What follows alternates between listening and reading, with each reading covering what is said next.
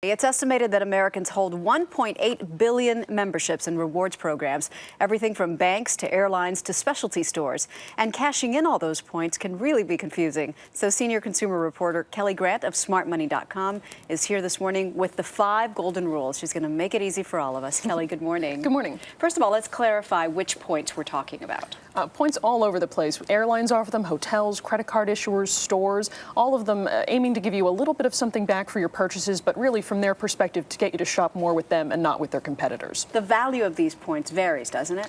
It can vary based on the program and what you're redeeming them for, but generally we're talking about a point per, a penny per point, or a little less. Per point, okay. And your first rule, you say whatever you do not redeem these points for merchandise. Why not? It's absolutely the worst thing that you can do with all of those points. It's just a very, very poor value. For something like, say, an 8-gigabyte iPod, you could get it for $230 at Best Buy. If you go to Citibank and you redeem your points directly for that, it's going to cost you about 37,100 points. That's a lot of points. It's a lot. And for that same amount of points, or actually for 30,000 points, you can get $250 in Best Buy cards, enough to get the iPod, have $20 in store credit, and enough points left over to get a $50 gift certificate somewhere else. So the overall lesson is redeeming the points for gift cards is probably the best way to go, right? Gift cards or cash. Gift cards or cash. Rule number 2, use your points while you can. Do they expire? They do, actually, now. That's something we've seen in recent years. If you're not getting cash back and you're going for these points or miles,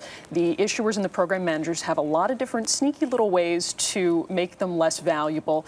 Seeing some program changes there, and they can expire in usually 3 to 5 years. Okay, very good. Let's go to rule number 3. This one I think is a great lesson for people who don't pay off their credit cards, right? Yes, you definitely should not be chasing the rewards points if you're not paying off your credit card bills in full every month. Those points, as we mentioned, very, very cheap. So you're easily going to eclipse the value of the points with just 1 month's interest. Something like buying even a Nintendo Wii, $200, you're getting about $2 worth of rewards on something like an American Express card, $4 worth of interest if you don't pay that bill off in full on that first month.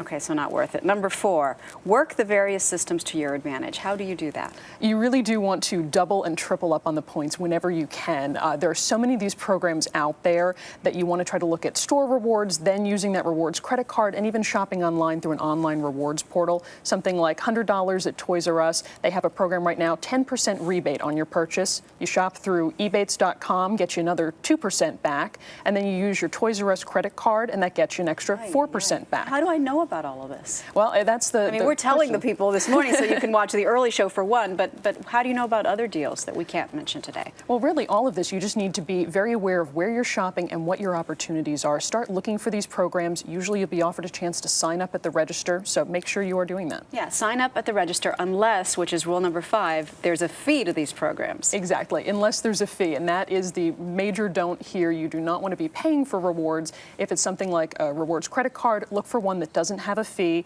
and for any of these store programs, make sure it's a free one and you're not paying a charge for that. So that should be your first question when they ask you, do you want to sign up, right? Exactly. Make sure you're not paying anything. Okay, give me one last general rule recommendation for the viewers. I would say just take the time to look around and see where you might be able to double and triple up on these points. It can be very valuable if you get the chance. You'll be surprised at what you find, I'm sure. Kelli, thanks so much. Thank you. Pleasure having you.